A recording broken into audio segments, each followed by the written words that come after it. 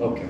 So, Bismillah ta'ala, let's quickly review the meaning of Ashura 11. The transliteration, we write it as Laysa kamithlihi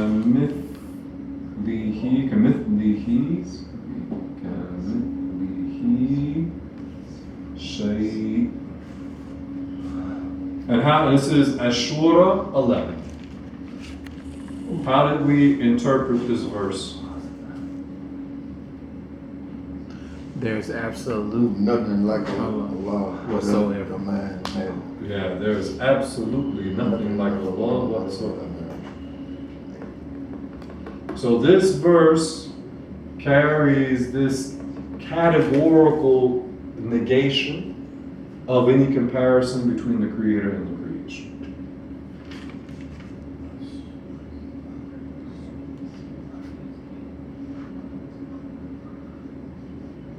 And last week we talked about in Arabic, we said that it even in the Arabic, it carries what that emphasis that there's nothing like Allah.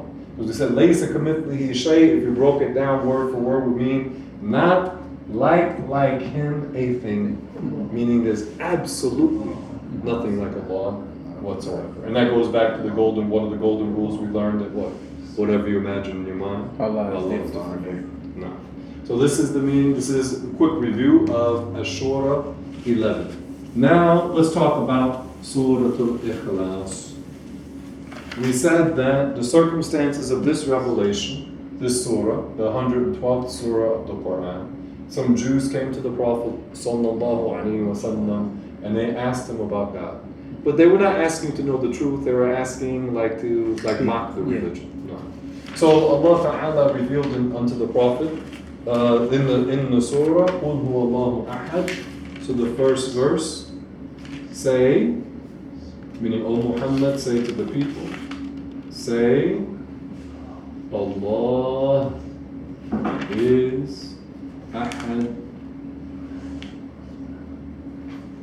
Okay, طيب. So the word Ahad, we said, is related to the name of Allah, Al-Wahid. The one. The one. Al-Wahid. The one. And when we say that God is one, with the name Al-Wahid, we broke it down into two. It has two meanings. For Al-Wahid. Now, Al-Ahad has an additional meaning. But for Al-Wahid, what did we say it means? The one without a partner. Without a partner? No, Allah is without a partner. No one is God except Allah. So no one is the creator except Allah. When we say God, we mean Alillah, the one who has the power to create. And the other meaning of Al-Wahid? No unique, no similar. Unique, no similar.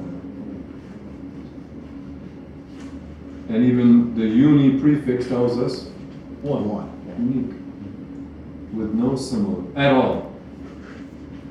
Just as we mentioned Ashura 11, there's absolutely nothing like Allah whatsoever.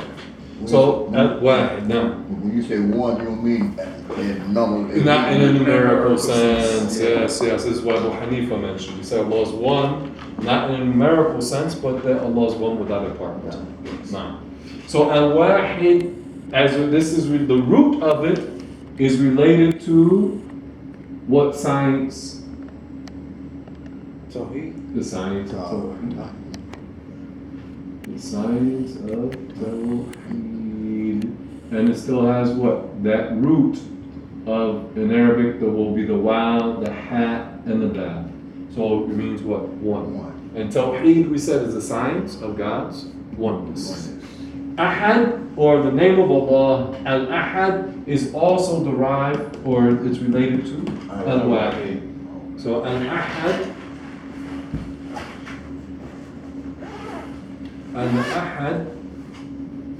has a more comprehensive meaning than Al-Wahid. It has the same meaning and it's more comprehensive. So how many meanings did we mention for Al-Ahad? No partner. No partner. For one. So no one is the creator except Allah. What was another meaning of Al-Ahad? No similarity. No similar, unique. Or would you put no similarity, no similar? No similar. Same meaning, no similarity, no unique, it's unique. But here, because it will sound nice. No partner, no similar, and the third meaning? No parts. No parts. So Allah Ta'ala is not composed. So Allah is one with no partner, no similar, no parts. Okay. No similar, because Allah is unique. Not the one who is the creator, everything else is a what? Creation. So this is the meaning of Al-Ahad. And inshallah today we'll come back to this topic in some more detail about Allah not being composed of parts. So all of this goes back to the science of Tawheed, that Allah Ta'ala is one. So that was the meaning of the first verse. Let's continue, inshallah. The second verse.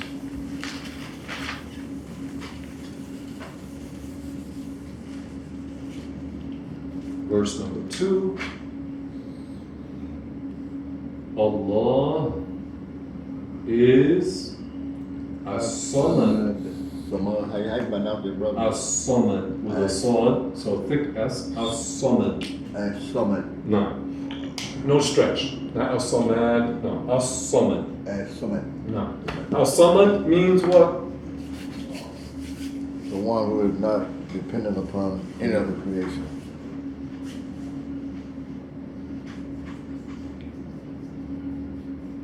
And all that creation are dependent upon Allah. Oh, there you go.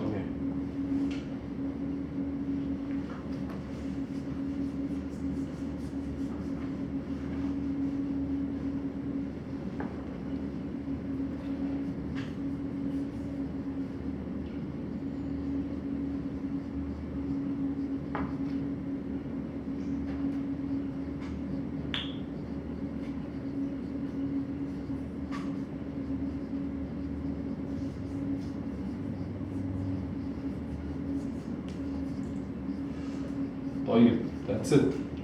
So Allah Ta'ala, we know this from the fact that He exists without a beginning. Well, if you understand Allah exists without a beginning, it means He's not in need of anything. As-Samad, Allahu Samad. Next verse. Lam yalid wa lam yulad. So verse 3. We're just going to give the short meaning and then we'll explain what part it. Allah does not give birth or father offspring. Uh-huh. And Allah was not born. There you go.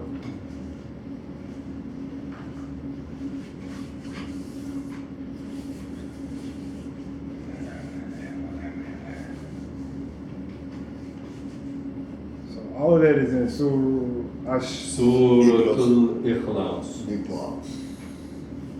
Isn't it also the smallest surah? No, one of them. One of the smallest. Al-Kawthar is shorter. For sure, Al-Kawthar.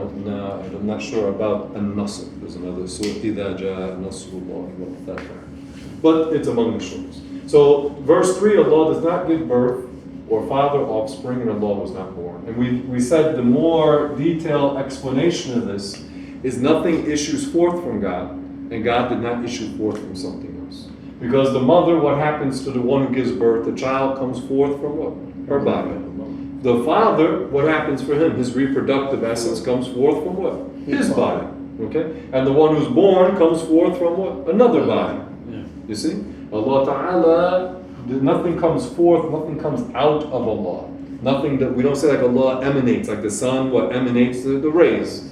We don't say, no, not like that. Allah Ta'ala creates, but we don't say that we are part of Allah Ta'ala. The child carries, in the science terms, carries some of the genetic material from the mother and some of the genetic material from the father.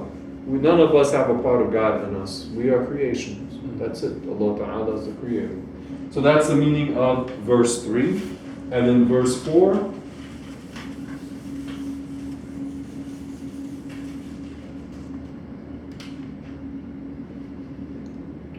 And like unto him Allah is none. And like unto him, meaning Allah. Allah had no equal and beyond comparable. Yeah, there you go. And like unto him, meaning Allah, is none. And that goes back to again, Laysa kamithlihi shay. There's absolutely nothing like Allah whatsoever. And the he, the him, the his in reference to Allah does not mean a physical gender. When you deal with the nation nuts, try to avoid using this because they'll bring it, oh, this is a, it's a, you can go into the, they don't know Arabic at all. Most of them don't know any Arabic. How are they going to give an interpretation of the verses and tell you that this word means this, and they don't know Arabic at all? So it's a grammatical usage, that's it. It's a grammatical usage.